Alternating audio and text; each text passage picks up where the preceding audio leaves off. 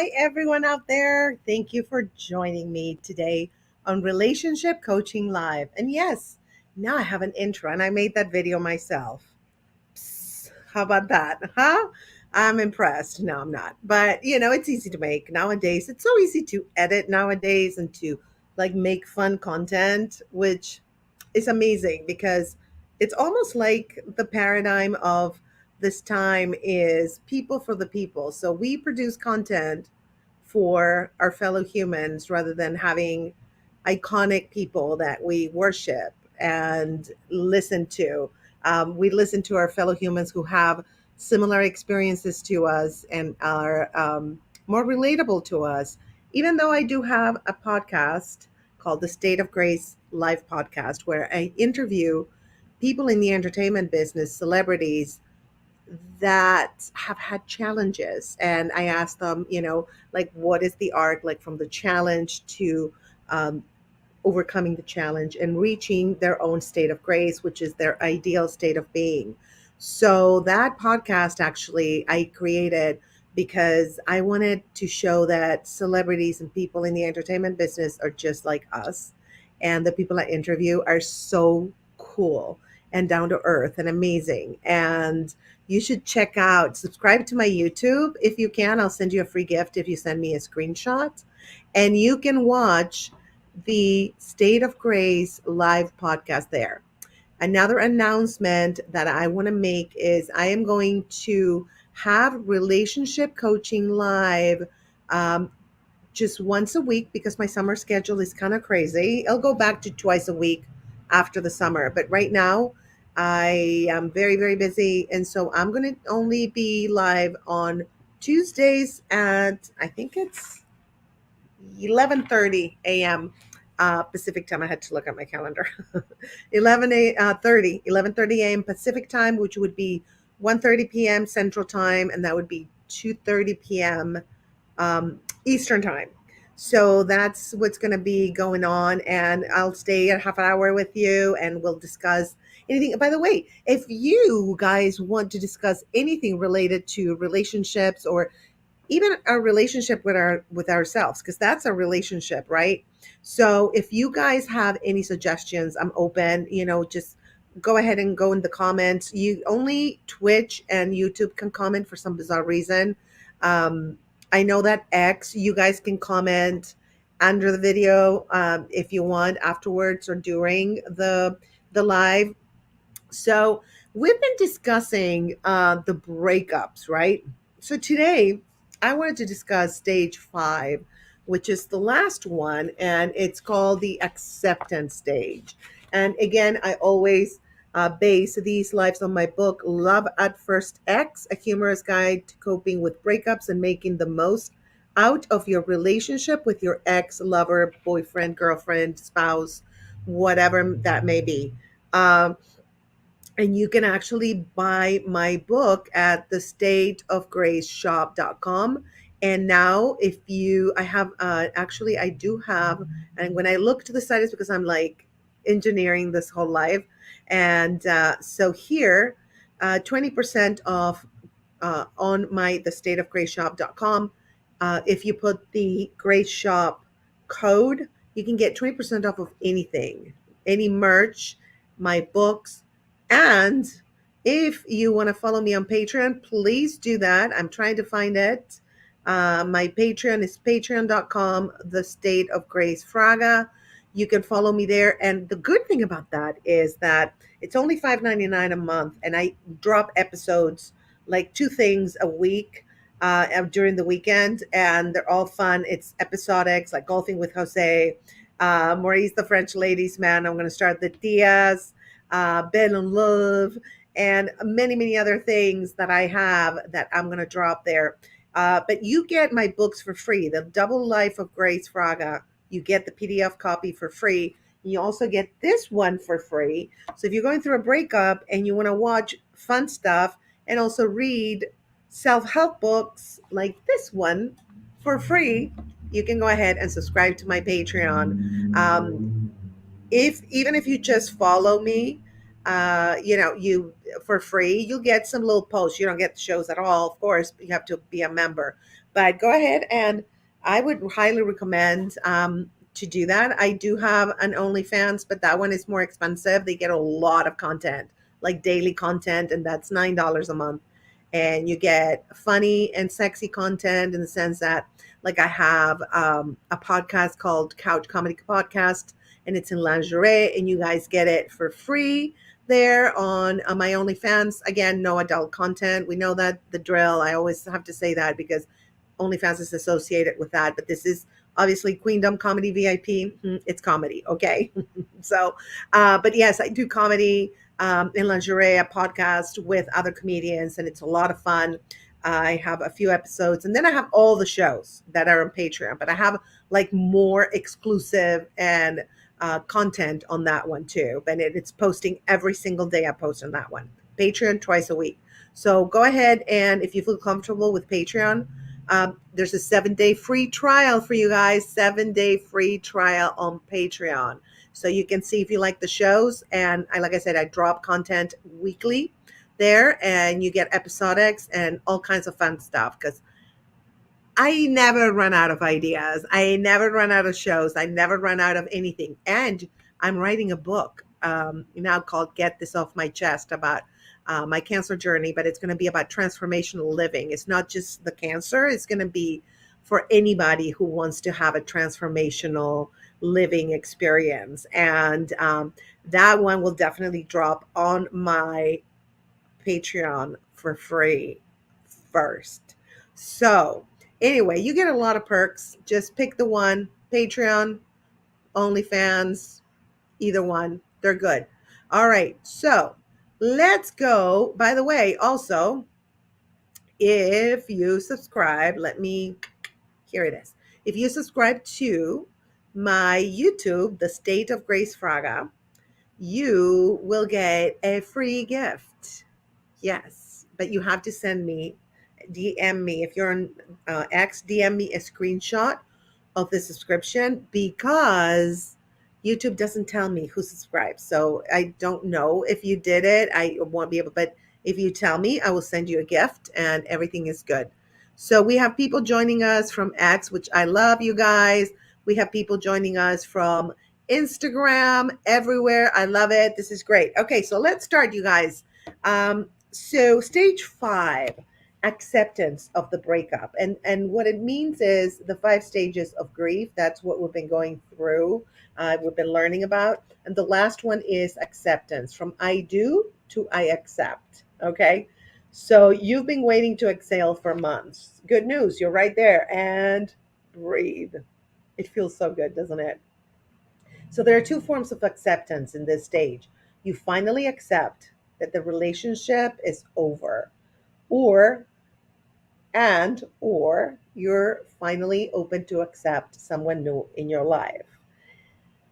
Sometimes I think one or the other precedes the other. Like, sometimes you are finally open to accept, but you're, someone new, but you're not still accepting the fact that your relationship is over. So I would say this is what my advice would be, from my personal experience, is I think we're ready to find somebody new once we accept that our former relationship is over.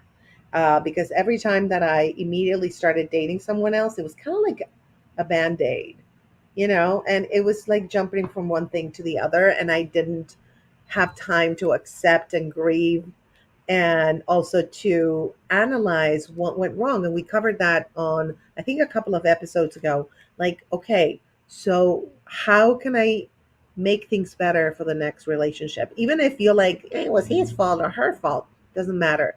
What can you do? What behavior can you change? How can you be a better version of yourself for your next relationship? That's really what we need to focus on. What they didn't do, it really doesn't matter at this point, right?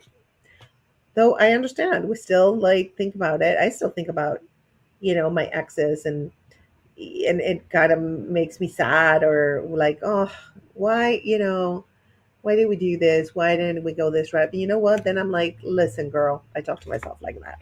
Um, it's over, it's done, it's okay, and you're a new version of yourself, and you probably would behave differently now if you were with them, but you're probably your new version will probably not be with them. Look at JLo and Ben. Oh my God. Okay. And I know I use them all the time for an example. I don't know if they're getting divorced. Allegedly, they are. I don't know. But it feels to me like what didn't work before in the relationship, their new version of themselves also didn't work. It just, you know, sometimes that happens where it works, like the two people break up and then they meet up again and their new versions match again. That's very rare though. I feel like once you don't match up with someone, you're not really that compatible, or your versions of yourself are not 100% compatible. I feel like even if you change, chances are you're not going to be compatible. That's my personal experience and my personal opinion. If it resonates with you, great. If it doesn't, absolutely great. Everything is good. We're in a timeline now. The paradigm is we don't tell people what to do, we just share our experiences and wisdom, and whatever resonates with the other people, fantastic. And whatever doesn't resonate, also fantastic. It's like a whole new vibe, and that's where we're heading, which makes me very, very happy, because I feel like when people tell you what to do, it's kind of like cultish. And I'm not saying allegedly, because you have to say allegedly for everything, because that's my very real opinion. So everything I say here, you take it with a grain of salt. You take it in. If it resonates, great. If it helps you deal with something, great. If it doesn't, great. Everything is good. I'm not here to push any agenda or anything. So if okay, so let's talk about rebound romances. Because I've had those, and I know a lot of us have had those. Um, I think rebound romances not only help you heal faster. This is my personal experience. Could not be your personal experience. I think they also, like, I know that specifically one. It did help me heal faster. Um, because this person was the complete opposite of my ex, who was a narcissistic abuser. This guy was like, he was in the spectrum and neurodiversity, and he was a great guy and very calm, very chill. And so compared to my narcissistic abuser ex, this was like heaven to me, right? So it did help me heal, because I was like, okay, there's people out there that are not abusive. Because when you're in an abusive relationship, you feel like everyone is going to be like that. I mean, that's how I felt. Like, I feel like anybody I'm going to encounter is going to be like this. It's just like it messes with your mind. But then I think also that it made me realize that I don't have to settle for somebody who doesn't treat me the way I want to be treated. And everybody has a right to be treated with love and respect and kindness. Anything that doesn't fall into those three, I would say run. Okay. Again, if it resonates with you, great. If it doesn't, it's totally cool. So the best part of the acceptance stage, I think, is that you're ready to finally forgive your ex and forgive yourself. That's the most important part, right? Forgive yourself. Because sometimes, I'm sorry, there's so many noises. I live in a busy street. Sometimes we are very hard with ourselves, and we're like, well, how come I didn't see the signs that he was abusive, or that this didn't work out? Just let it go. It's an experience, right? It's a lesson. We all learn from our experiences, even if they're painful. Even if we go through a disease, we can use that experience to make ourselves better and to be a better version of ourselves. That's what I believe. So, and this is what I wrote. I wrote this book, by the way, like after, remember I told you that breakup of the narcissistic abuser and then the next guy who was cool? I wrote it in between the two. Oh, wait, no, I wrote it after I broke up with the second guy, because, of course, he was my rebound guy. It didn't work out. We're still friends. I love him to pieces. So, I think forgiveness is the most important part that will finally let you deal with the acceptance um, of what happened, and forgiveness of yourself more than anything. I'm trying to get these out for you. Okay, so because they're like, they can be annoying, those stickers, after a while. It's like, okay, let it go. Stop it. Okay, so what to do on this stage? Celebrate with the friends and just go out, have fun, start dating. Um, that's it. That's what I say, because I always have a what to do and what not to do. I'm not going to give you the whole book, obviously, because you need to buy this if you're going through a breakup. It's really, really informative. And it did help a lot of people. I got really good feedback on this book. Okay. So now we have a few minutes. We're halfway through it, through this live. And I wanted to talk about dealing and surviving a nasty divorce. And if you guys have any comments or anything you want to tell me, like you've been through a divorce, I would like to know. Um, so I'm not going to kind of base on the book, but I'm going to base it on my personal experience, right? For this one. So, uh, my second marriage, I was married twice. Once I was very young, and then the next one I was of a little not so young. Well, I mean, I was young, but no, that's young. That's the other one. Okay, whatever. You get the picture. Anyway, so on the second divorce, first divorce was easy because we, like, our families knew each other. And so it was like, let's split the cost. I mean, this is not working. And it was fine. It was okay. We both agreed. No big deal. Second one, though, that was complicated. So this person met someone else and they decided that I was the devil, because that was the only way I think that he could deal with breaking up with me as a friend, right? Because we were friends at the time. And so we were separated, but still friends. And so they sent me awful emails on my birthday, by the way. How nice is that? Thank you so much. And horrible emails, terrible. I mean, saying horrible things about me that are totally not true. I refuted most of them. And then, yeah, and it got ugly. And we always said, oh, we know we're going to have a friendly divorce. No such thing. He met this person. They decided I was the devil. And they just were like, they wanted me to pay half of his debt. Uh, Say that again? I don't think so. Right. So finally, I proved that he actually owed me money because I'd been paying more debt than him. And, but I forgave him that amount because I thought, he had helped me all throughout, while I was living in LA and he was still in New Orleans. So I was like, okay, no big deal. It's okay. I don't want the money. I don't care about the money. I just didn't want to give him, like, they were requesting a lot of money. I was like, listen, if I give you that, I'm going to be on the streets. No thanks. So anyway, make a long story short, I thought I was going to have a friendly divorce. It ended up being very nasty. I lost him as a friend, which is very sad. It made me very, very sad because he was part of my family. And all this happened after my mom passed away, who was also my family. Those were the two people that I considered my family. So I was very, very sad. Now I'm okay. It's okay. I'm glad he's happy with this person. I don't know if they're married or not. I really don't care. But I think he's still with her. But yeah, but they teamed up against me. So that can happen. Let me tell you. Somebody told me, a friend of mine told me, be careful because, you know, those things happen. And I was like, oh, it's never going to happen with him because we're like really good friends.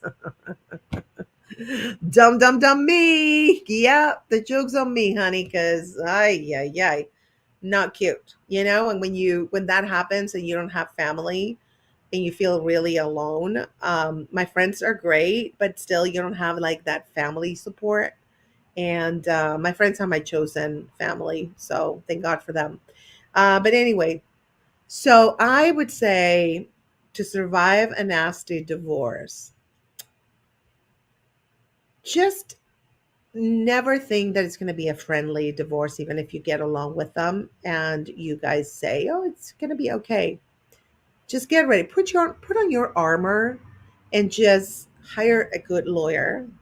I did most of the work proving that he actually owed me money, um, because I couldn't afford the lawyer.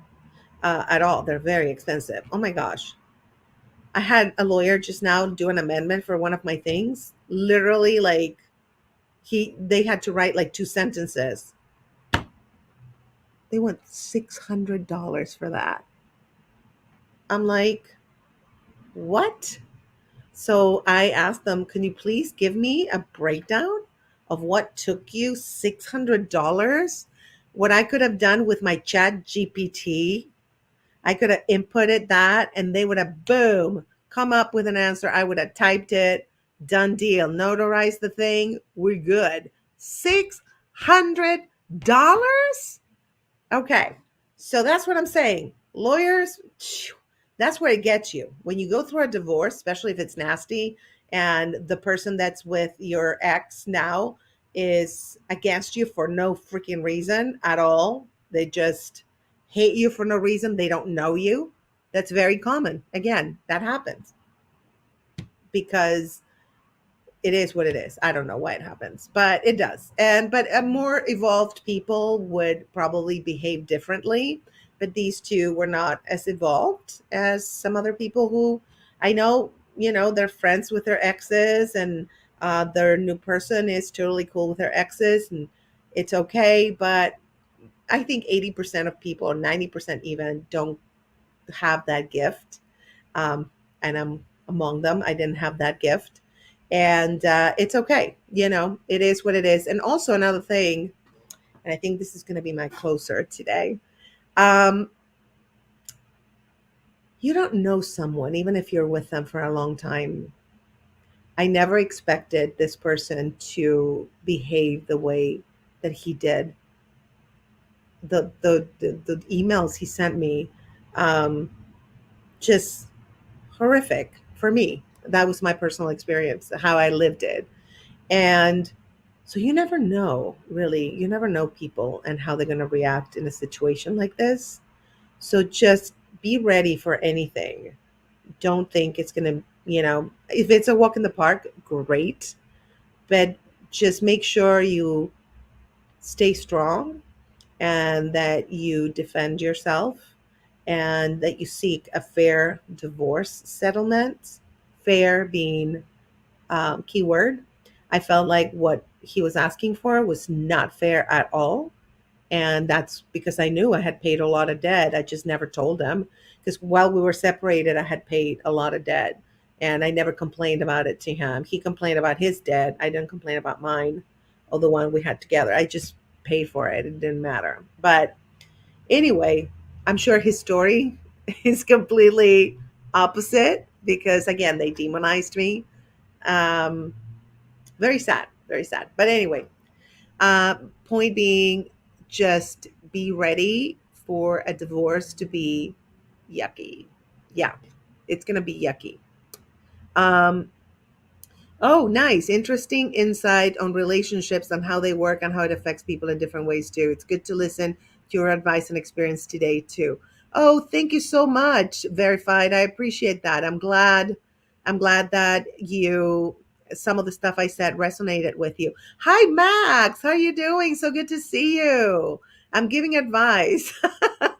It's not really advice. It's just sharing experiences and stories and how I lived them and I always want to hear about how people lived it.